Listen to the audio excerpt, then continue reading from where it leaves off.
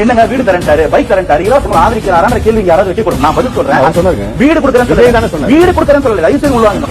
எல்லாருக்கும் நிரந்தரமான வீடு இருக்கணும். ஒவ்வொரு வீட்டுக்கும் ஒரு மோட்டார் சைக்கிள் வாகனம் உறுதியா இருக்கணும்.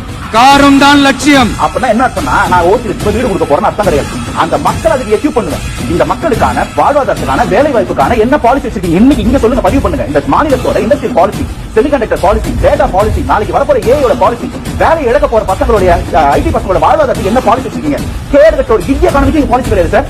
அதுக்கான வசதி வாய்ப்பை உருவாக்குற அளவுக்கு பொருளாதார வளர்ச்சிக்கு வழியை உண்டாக்கணும். ஒவ்வொரு வீட்டுல இருக்கிற ஒவ்வொருத்தரும் மினிமம் டிகிரி படிச்சிருக்கணும். ஒவ்வொரு வீட்லயும் குறைந்தபட்சம் ஒருத்தருக்கு நிரந்தர வருமானம் கிடைக்கணும். அதுக்கான வேலை வாய்ப்பை உருவாக்கணும்.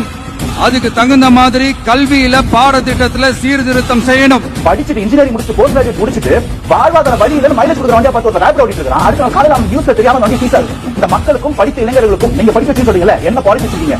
இன்ஜினியரிங் படிச்சு எத்தனை பெர்சன்டேஜ் பேருக்கு வேலை கொடுத்துருக்கீங்க? எங்களுடைய பர்சனல் இன்கம், பர்சனல் டிஸ்போசபிள் எத்தனை சதவீதம் இன்க்ரீஸ் பண்ணிருக்கீங்க? அதை நாங்க பண்ணுவோம். இந்த மக்கள் அனைவருக்குமான உரிமை. பைக் வாங்க வழி வைப்போம்னு சொல்றாரு, அது என்ன பெருமை கேட்கலாம். அதை எல்லாத்தையும் வச்சுட்டு இருக்கிறவங்களுக்கு அந்த ஹம்மர் கார்லயும் டிஃபெண்டர் கார்லயும் போறவங்களுக்கு புரியாது. அது இல்லாம ஒரு பைக் கனவா இருக்கிறான் பாருங்க, அவனுக்கு அந்த வழி புரியும். அவனுக்கான வார்த்தை அது. உனக்கும் உரிமை உண்டு, உனக்கு அதுக்கான வழி நான் பண்ணி கொடுப்பேன், நீ வாங்கிக்கோ. நீ 50,000 வண்டி வாங்குற, 5 லட்சம் வண்டி வாங்குறது உன் பொறுப்பு. நீ போலீஸ்காரன் வீடு வாங்குற, ராயபுரத்தில் வீடு வாங்குறது உன் இஷ்டம். ஆனா உனக்கான வழி நான் ஏற்படுத்தி கொடுத்தேன். உனக்கான நிரந்தர வேலை இருக்கும். ஒரு குடும்பத்திலும் பட்டாளி இல்லாம இருக்க மாட்டான். அன்னைக்கு நீ முடிவு பண்ணிக்கோ வாழ்க்கை தரத்தை. நீ முடிவு பண்ணிக்கோ வீட்டோட சைஸ், சிங்கிள் பெட்ரூமா ட்ரிபிள் பெட்ரூமான்றதா ஒரு தலைவனோட வேலை. இந்த பாலிசி மேனிஃபெஸ்டோ வரும்னு சொல்றாரு.